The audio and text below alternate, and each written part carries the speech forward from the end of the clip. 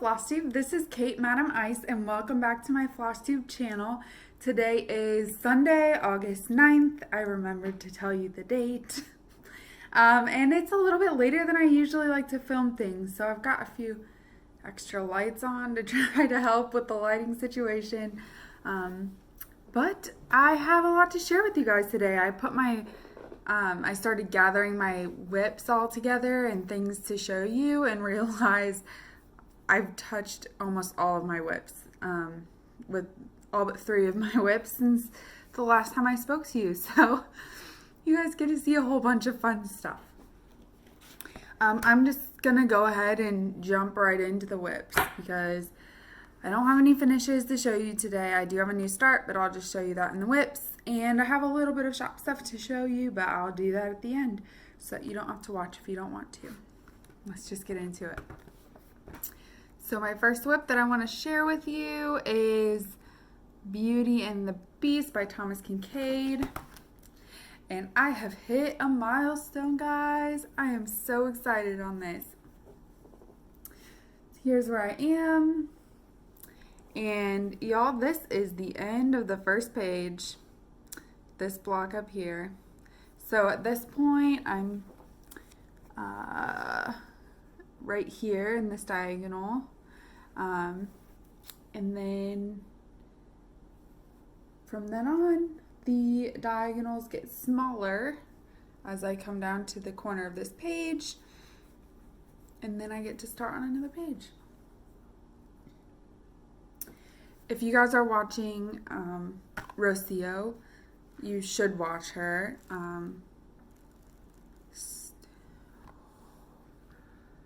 Rocio? Coco Hamas. Kept wanting to say Stitch Hamas, but I knew that was wrong. I knew it was Bahamas mixed with something else. Coco Hamas Stitchery. If you haven't watched her, I would encourage you to watch her. She's super fun. But she just started the Lion King Thomas Kincaid kit, and I swear she has done this much. She just started. Not that it's a race, but it's kind of a race, but it's not really a race. She's motivating me to keep stitching on it. All right. I'm trying to put things back in the bags as I talk to you. Okay, next up, I actually worked on this yesterday. I finally pulled back out Tiger Lily from Nora Corbett. And this is 28 count. Yeah, 28 count Regency by Picture This Plus. And I finished all of the 1/1 skin. You can see all that beautiful 1/1 stitching. And this has been kind of in timeout. And that's really sad because this is like, I waited to find this start for so long. It was my unicorn. I'm so excited to be stitching it. But as soon as I started, okay, it's with the chart. So if you look at this picture, you know, that is how I am stitching her skin. Well, the coloring that I'm stitching her skin in. I'm doing the called for colors. Now, when I first started stitching it, I thought maybe the chart was wrong because if you look, the lighter colors are kind of where you would expect a shadow. And then the dark is everywhere else. So I thought that maybe the symbols were just switched in the chart, and then I looked at the cover, and the cover had it that way with the lighter color kind of where you would regularly expect shadow. You can really tell it here on the leg here. And I thought, oh, it's an interesting design choice by Nora. And I just kept stitching on it, and I did a ton of that 1/1 skin in like a couple days, and then I posted a picture and someone mentioned that it was a mistake that the skin was that way, And it just threw me for a loop because I don't like doing things wrong. Which is crazy. I have no problem switching up stuff on charts all the time. Like, I switch colors out, I switch all kinds of other things. But for some reason, this was really bothering me. I think it's because it's like a chart that I had coveted for so long. It was really bugging me that I could have done this wrong. And I started doing internet research, and you can find some people that say that it's a mistake, and you can find pictures of people who have stitched it with the skin changed and it looks, much more normal.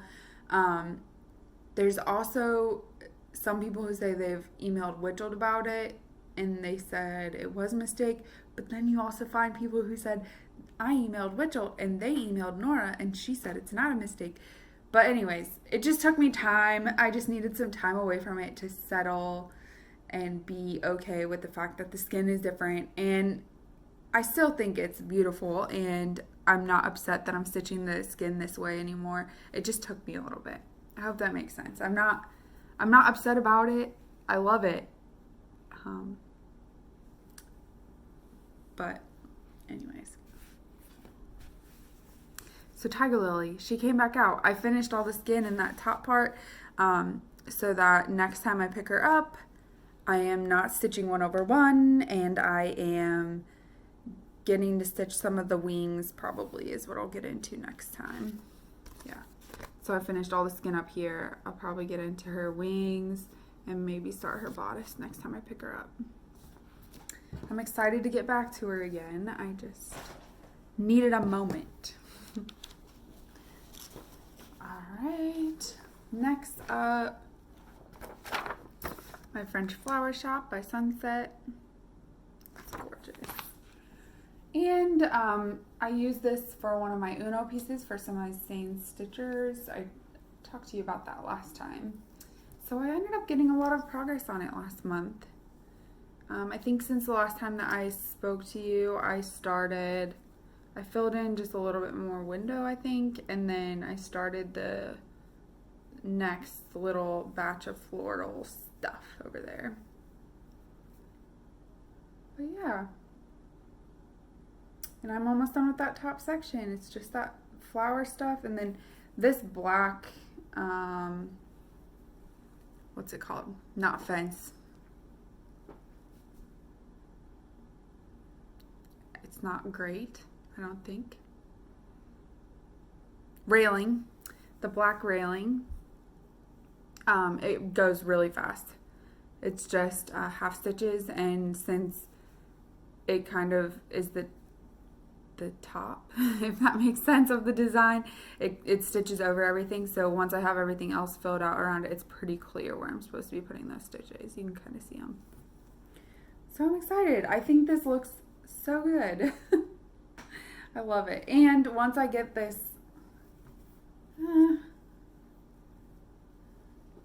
I was thinking maybe I could cut this fabric down, but maybe not.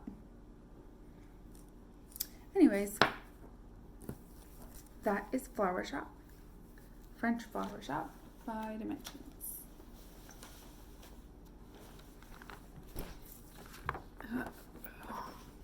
I'm already causing a tilting pile of stuff. Alright, the next up is Garden in Blue by Design Connection, and this one was also in Uno. And I am so excited that I ended up putting this in Uno because, look here, guys. I've reached the bottom. Isn't that awesome? Oh, I'm holding it sideways. I've reached the bottom. I came all the way down the side. I'm so excited. And I think I talked about this last time, but there's the 9 blocks on the inside of this design. I can't remember if I told you last time, so I'm going to tell you again. I have this idea that I want to finish this whole border. I would like to finish it by the end of this year. And then next year I can focus on one of these blocks per month, and then I'll get it done, in September next year if I stick to it. So I'm really excited the border goes so much faster than I think it's going to go. I thought it would take me forever to get all the way down to this bottom part of the border, but it really didn't take too long. I need to just spend a couple weekends. That's all it would take, a couple weekends to just get all the way around the border here.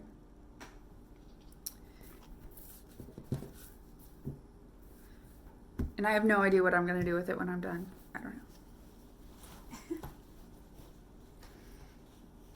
And this is one where I'm using a floss pocket in. So just to give you an idea, you know, there's not a ton of colors in this, so I can do that. But this is what I do. I put all of my flosses in the little floss pocket. It opens up nice and wide so I can find what I need. But then I just close it up and then throw this in the bottom of my project bag. And then all those bobbins in there, they stay like relatively tidy. They don't come off. The thread isn't coming off, unwinding, all tangled up in the bottom of the bag. That's what I use floss pockets for. And if you are new here or don't generally listen, floss pockets, I sell them in my Etsy shop. But it's kind of something that I don't see cross-stitchers talk about, but I think it's useful, so I started selling them in my shop. If you're interested, the link's below. I just thought I would demonstrate in real time what I use it for. Okay, next up is Mini Oak King by Heaven and Earth Designs. Well, artwork by Stokes, charted by Heaven and Earth Designs. And here I am on this one.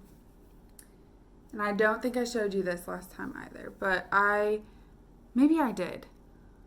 I don't know. Did I already tell you? I went all the way across the top of the first page because I was sick of doing the top. Because the way I park is going downward. And so I was sick of starting all the new threads for the top row because there's nothing parked in it. And so I was just tired of it and decided to just knock it all out at once because I just wanted to get it done.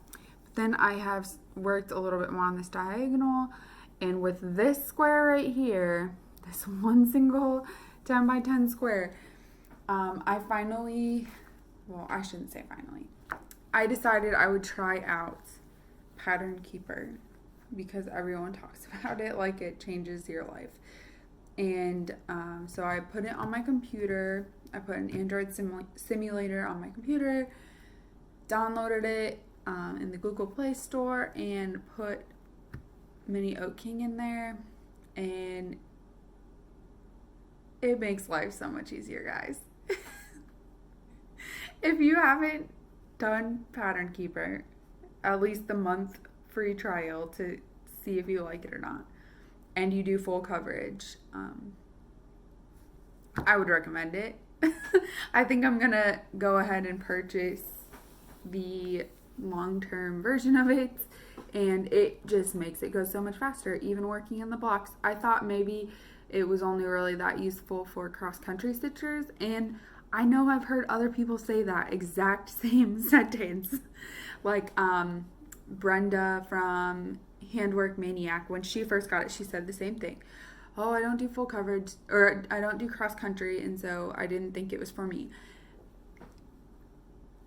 But she also loved it, and I gotta say, I feel the same way. Even if you do the squares, it is a great app. It saves so much time searching for even just the function of clicking on a square, and it highlights for you exactly what floss that is that you need to grab without having to like sift through a symbol chart. That function by itself saves so much time on something with this much confetti. I don't know. I'm joining the Pattern Keeper tribe or whatever. All right. Next up is my new start. So this is the Frankenstein Sal by Sapphire Mountain Handcrafts for the reading or stitching book club. And I Oh, I asked you guys for opinions on fabric and floss, and I ended up settling on kind of a couple things. So, first of all, she has released just the border. We aren't doing the club yet. We're not reading anything yet, but this was the pre-stitching for the sal, and I have finished the border because I just couldn't put it down. I finished it in like a couple days. And here it is. Now, I decided to stitch this on the 46 count Silver Mist linen by Silk Weaver. If you'll notice, this fabric is huge. I think I might be able to cut it down a little bit now that I have stitched the whole border. But I have stitched the border in, this is Chestnut by Color & Cotton, which is one of the flosses that I showed you. Now, I don't think that I have enough to do the whole design with this floss. She used 4 skeins of DMC 8-yard skeins over 2 on 28 count. I know that I'm not going to use as much floss as that because I'm doing 46 count in 1 strand over 2, but I don't think 1 skein will do it. So I've also decided to use Spicy Mustard by Color & Cotton, and I'll show you this. So this is the one that I showed y'all when I was trying to decide what to do. And you can see when I put it on here, it's, you know, it'll stand out just fine on that fabric. But I was worried that even still, I hadn't seen the design yet when I was thinking about what colors, so I decided that I would order another skein of the Spicy Mustard. Number one, it was the only skein of all of the ones that I showed you in the video a couple of videos back that she had some in stock on her website. So I was kind of lucky that we chose this one. But I got another skein of Spicy Mustard. I would say that there is a little bit of a dye lot issue with this for me. Yeah, so this one is very much more yellow and this one is very much more gray. But I think I'm going to use a mix of the two. And here's my thoughts with this when I was trying to consider what colors to use. She said to use things that made you think of Frankenstein, or when you think of Frankenstein, what do you think of? And then choose materials that made sense to you. Now, to me, this chestnut, it looks to me like an old bruise because it's kind of yellowy purple. So it looks like an old healing bruise. And then this, to me, especially the more yellow one, it looks like kind of old flesh that, like, blood drained, you know, maybe decaying flesh. It's got that yellow tint to it. So that made me think of Frankenstein too. And that might be weird to some of you, but that is what I think. So I think I'm going to use like a strand of this to 2 strands of this. I'll put in a strand of this one and then 2 strands of that, and it'll look kind of patchy. And I'm hoping that this just looks like a big bruise in the middle with the Frankenstein on it. I don't know. Just damaged flesh. That's what I'm going for. Anyways, I love it so much. It was so fun to stitch. Oh, if you want to join in, you still can. We haven't started reading the book yet. It doesn't start, the Sal and the book club part doesn't actually start until August 29th. I got my book in, which is good. And Sapphire Mountain Handcrafts. I think her FlossTube channel is just Stitching Book Club, but I'll link it below. She has a like little 5-minute intro video for the Frankenstein style. So if you're interested at all and you want to hear her thoughts and perspective on it, I would go check that out. Also, since I'm holding them, I have to say I'm very glad that Color & Cotton has started doing the double hole punch cards. I like it much better than a single hole punch. If only Weeks would start doing it now. Let's write a letter, guys and gals.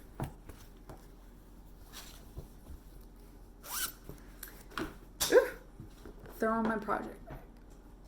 All right, next up is Lovebirds by Riolis. This is my Mania start that y'all chose for me. And here I am. And this was also a Uno whip for me. I have gotten so much done on this. I'm really excited because the last time that I worked on it, I finally got to start some of the colors in this parrot. I'm done with this section of background of here, which I was looking at it and it's kind of the biggest section. Yeah, it's over here.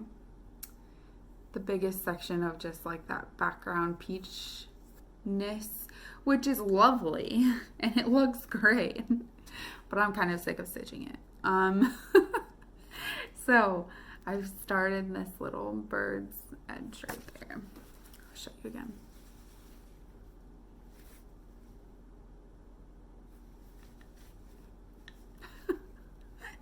I can't. Something about the camera today is throwing off my spatial awareness. But anyways, here's the start of that little bird. And I had this like grand idea that maybe I would be able to finish this by the end of the month. I don't think it's gonna happen. If you followed me for a while, then you know that I follow rules for myself to keep my whip count under control. And part of what I do is that I am not allowed to start something until I have finished 2 other things.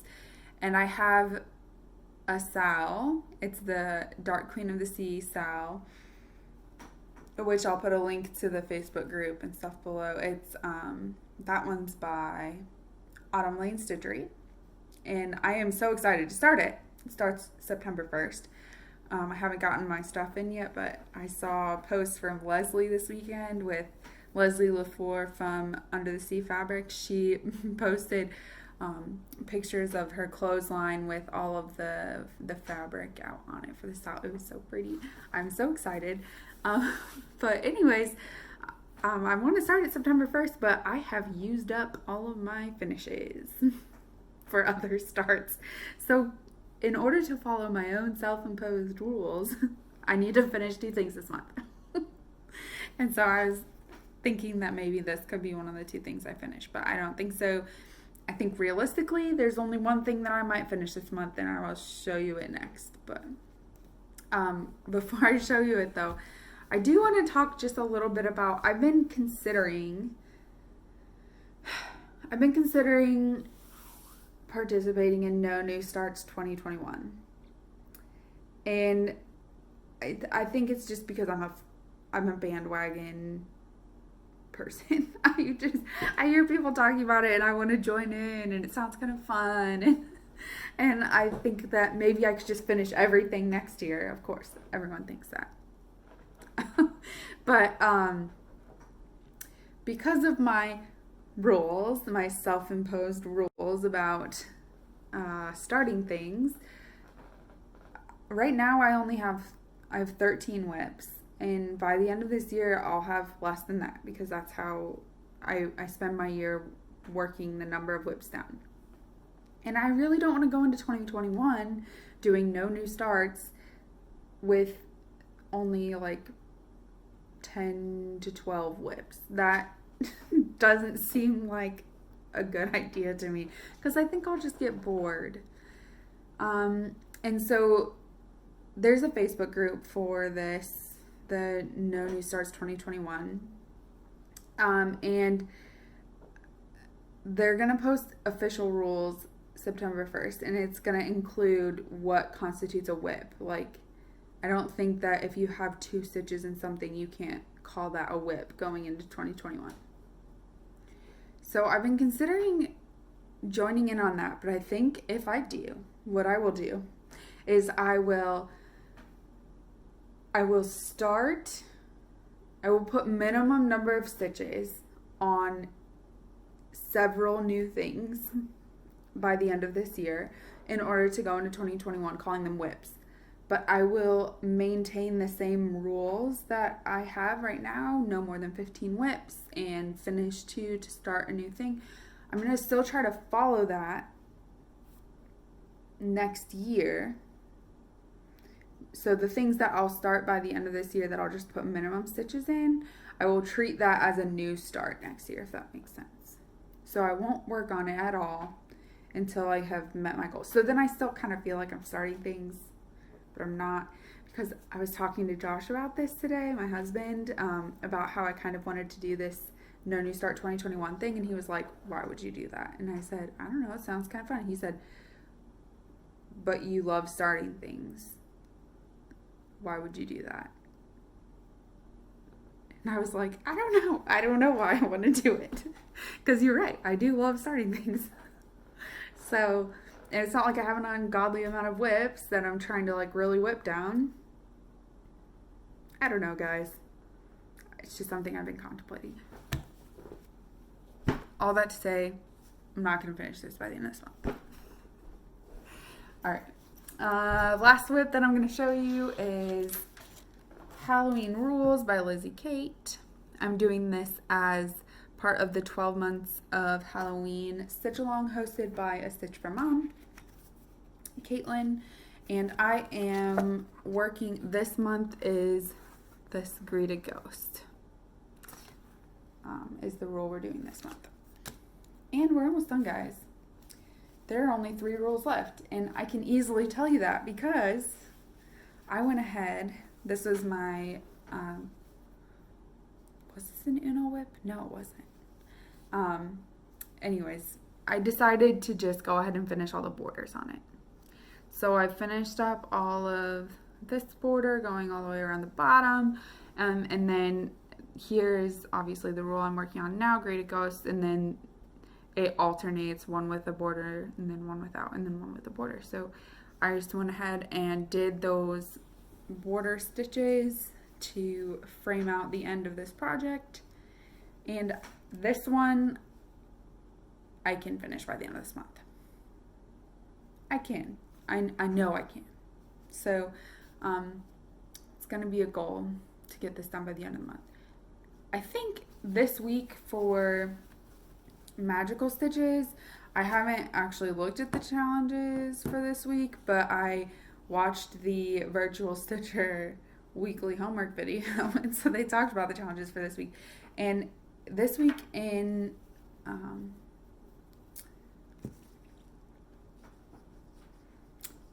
magical stitches, the challenge is 1,000 stitch challenge instead of a bunch of smaller stitch counts. So I think I'm going to use this for it.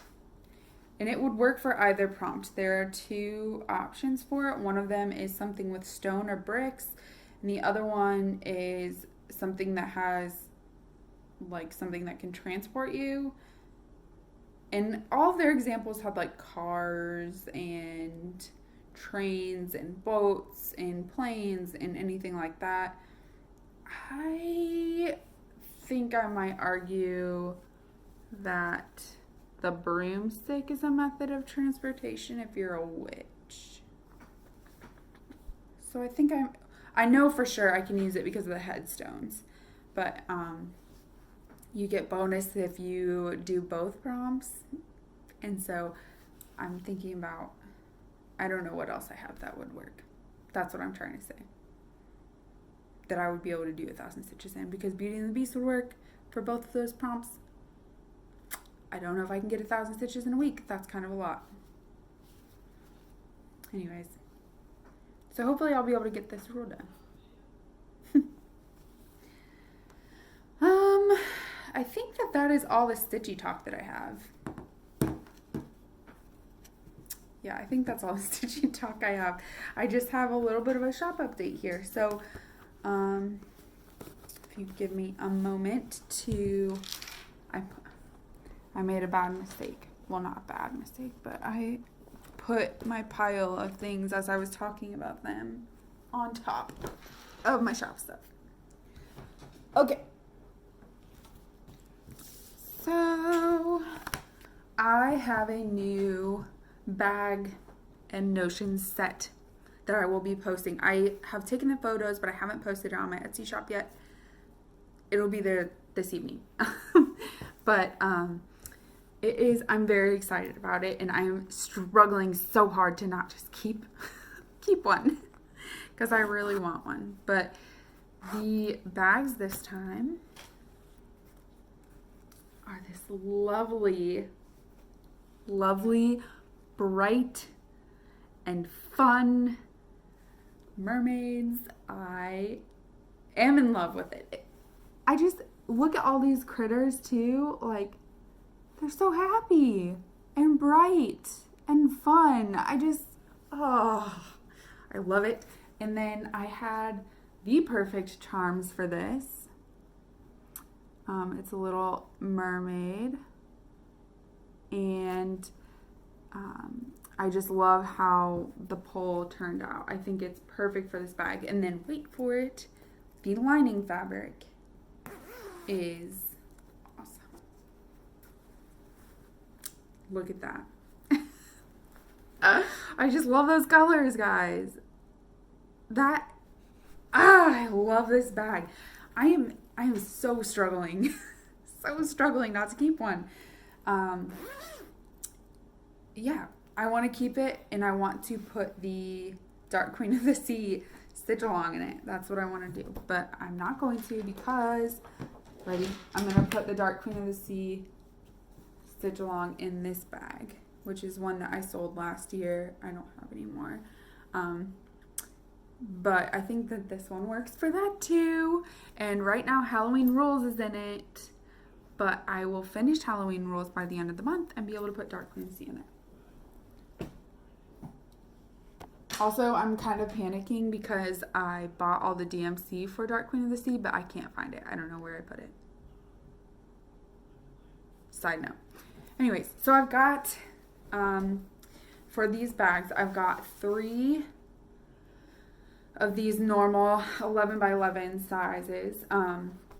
I've got 3 of them with pockets on the inside. I've got 3 of them without pockets on the inside. I have 4 little notions pouches. They're also cute. I have 2 little floss pockets with the mermaid on there and the castle and that fun lining. Ugh, I just love it. And then I also, this fabric, I bought it and didn't pay attention to the width of the fabric, and it was much wider than I was used to or expecting, and so I was able to get some extra bags out of it, and I made one 11 by 17 bag, actually. So this will be going up in the shop too. It does have a pocket on the inside. You can see, here's the pocket, and it's nice and roomy, guys. You can put your 11 by 17 key snap in there, and there's plenty of room around it. That's how I like to have my project bags, so that's how I make them. So I appreciate the bigger ones. Like, it's the same as this one, an 11 by 11 will go in with plenty of extra space around it, so that if you have a lot of fabric, a lot of floss, a lot of whatever else you want to put in there, a grime guard around your key snap, it takes up extra room. It fits in there just fine. Same with this guy. It's a nice big bag. Just so bright and fun. Alright, and like I said, I should have that up tonight, listed, so check it out if you're interested. I think that is everything that I have for you guys. I want to say thank you to all of you for sticking around and watching and hanging out with me. I so enjoy chatting with you, and I so enjoy reading your comments and getting messages and things. I just thank you so much for your support and for hanging out with me, and I will talk to you again soon. All right, bye guys.